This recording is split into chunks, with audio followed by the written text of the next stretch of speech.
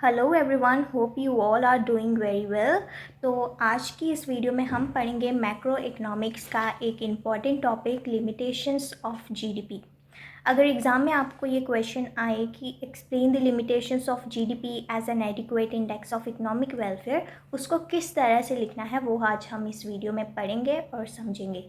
तो let's get started. तो answer है हमारा, although GDP is considered a good indicator of economic welfare, but it is not an adequate index of economic welfare due to following reasons।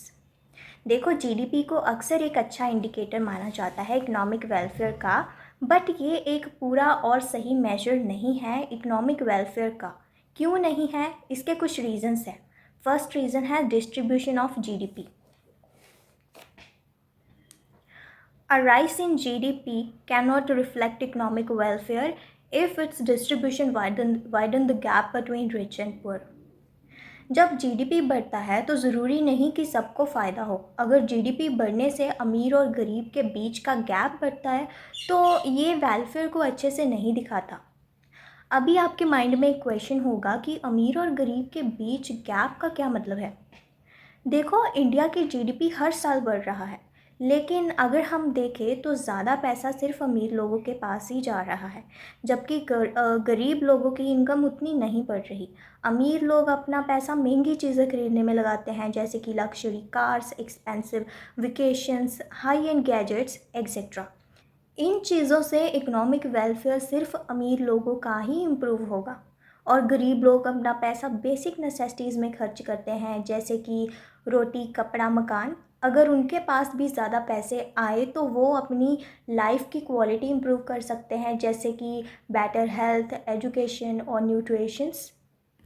देखो, यहाँ पे भी वही लिखा है, a 20 rupee note has more utility and importance for a poor man in comparison of a rich man, because the poor will spend it to meet his basic necessity like bread, milk etcetera, and the rich is likely to spend it on luxury like ice cream, chocolates etcetera. तो इसका मतलब है 20 रुपये एक गरीब आदमी के लिए ज़्यादा वैल्यूएबल है, क्योंकि वो इससे अपनी बेसिक नेसेसिटीज़ जैसे रोटी या दूध खरीद सकता है, लेकिन एक अमीर आदमी इससे लग्जरी आइटम जैसे आइसक्रीम या चॉकलेट्स खरीद सकता है। अगर जीडीपी का डिस्ट्रीब्यूशन अनइक्वल है और अमीर लोग और ज़्यादा अमीर होते जा रहे हैं, जबकि गरीब लोग वैसे ही रह रहे हैं, तो जीडीपी का बढ़ना सिर्फ देश के इकोनॉमिक वेलफेयर को अच्छी तरह से नहीं दिखाता।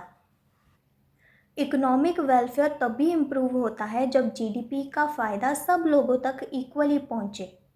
Therefore a rise in GDP can become a good index of economic welfare only when its distribution result in favor of the poor and also decreases the gap between the rich and the poor।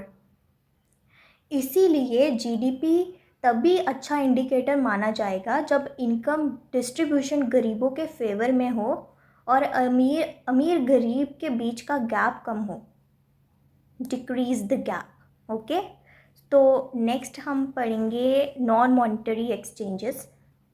आपको exam में कोई भी एक आ सकता है, जैसे कि exam में लिखा होगा कि नॉन मॉनिटरी एक्सचेंजेस को एक्सप्लेन करो, या फिर externalities as a limitation of GDP उसको एक्सप्लेन करो। तो आपको ये सब सेपरेटली भी आ सकते हैं, तो इसको अच्छे से रिवाइज़ करके ज़रूर जाना।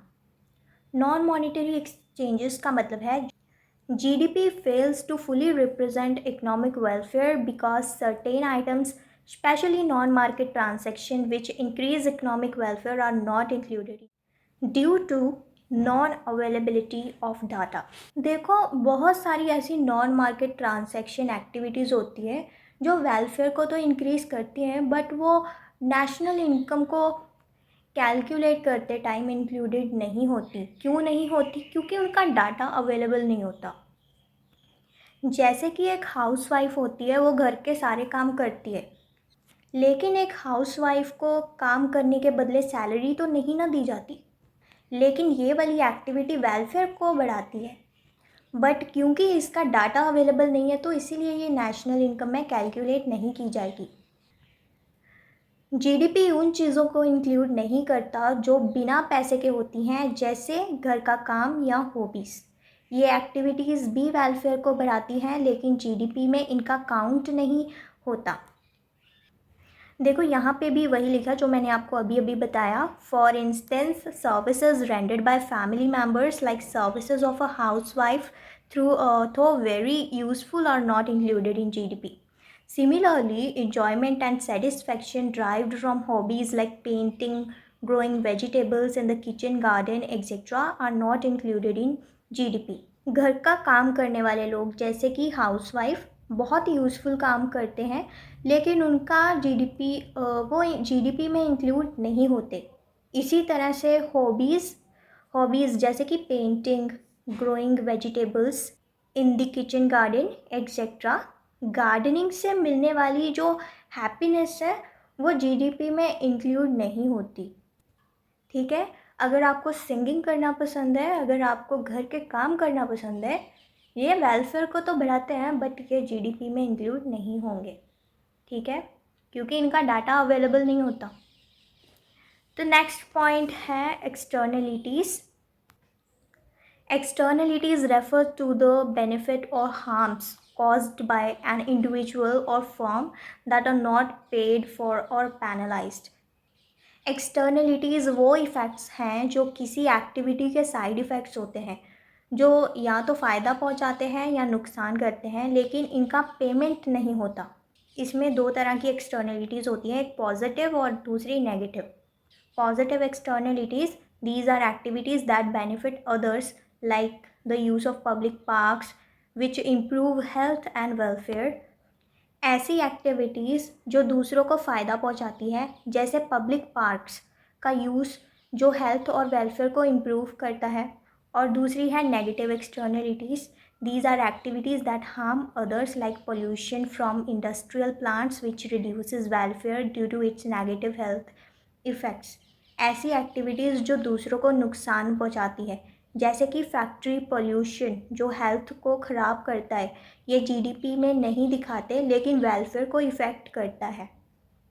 नेक्स्ट लिमिटेशन है कंपोजिशन ऑफ जीडीपी.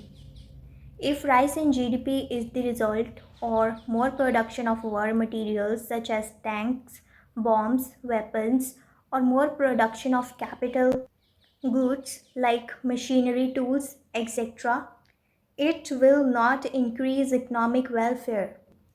जीडीपी का बढ़ना ज़रूरी नहीं कि हमेशा इकोनॉमिक वेलफेयर को इम्प्रूव करे. अगर जीडीपी बढ़ने का रीज़न वर मटेरियल जैसे कि टैंक्स, बॉम्ब्स, वेपन्स या कैपिटल गुड्स जैसे कि मशीनरी, टूल्स एक्सेट्रा का प्रोडक्शन हो, तो ये इकोनॉमिक वेलफेयर को इंक्रीज़ नहीं करेगा. In fact, it is proportion of consumer goods on which economic welfare depends.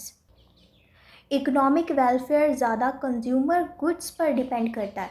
Consumer goods जैसे कि जो लोग डायरेक्टली यूज़ करते हैं वो वाले गुड्स. ओके, तो यही थी हमारी 4 limitations of GDP. I hope कि आपको समझ में आया होगा. अगर आपको ये वीडियो हेल्पफुल लगी होगी तो प्लीज़ मुझे कमेंट सेक्शन में ज़रूर बताना. Thanks for watching.